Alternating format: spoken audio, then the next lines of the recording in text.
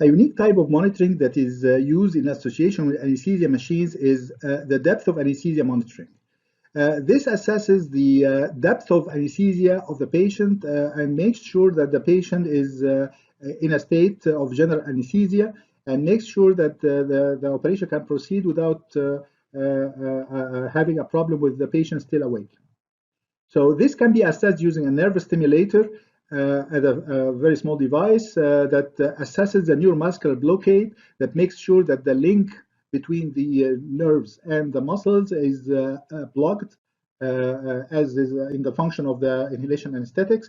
And to assess that, we use a supramaximal stimulus administered to a motor nerve. So basically, we attach electrodes like this and basically put a very large stimulus to make sure that the motor nerve going through this part right there is all of its fibers are completely excited. And basically, we assess the motor response evoked by this particular excitation using either accelerometry or kinemyography.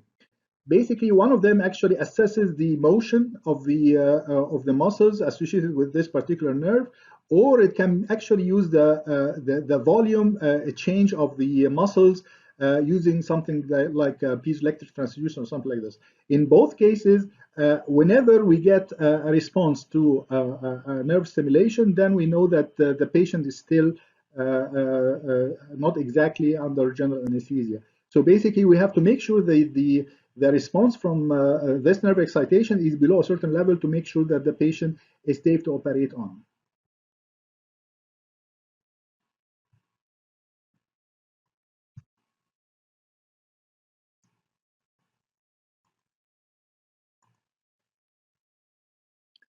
More advanced depths of anesthesia monitoring rely on EEG.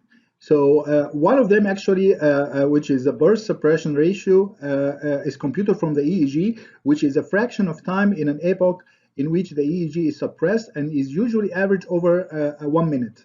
So basically, if you look at these excitations right there, so basically we look at the parts where we have an EEG signal versus the areas that are basically without any EEG. Basically, these are suppressed and these are exactly the same as usual.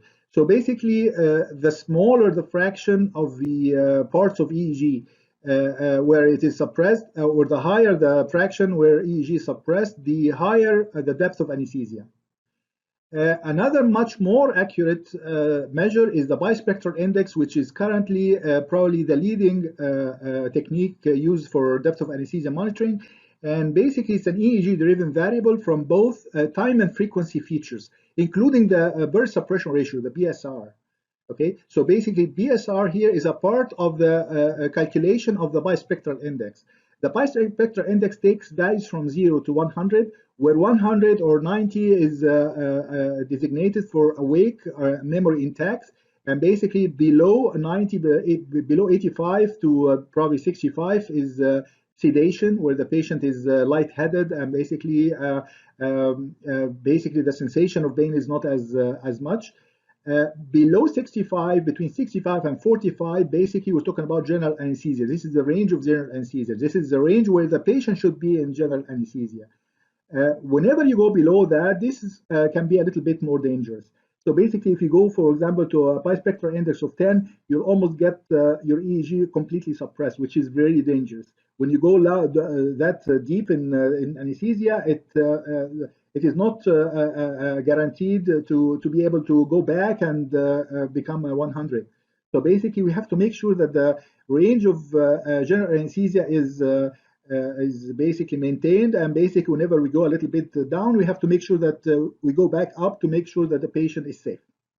So basically we have devices that do that. We have electrodes that measure the EEG, and basically you have an interface that looks like this and basically computes the bispectral index, and the doctor has to measure that, has to monitor that and make sure that it's within the range that is safe for the general anesthesia and safe for the patient at the same time.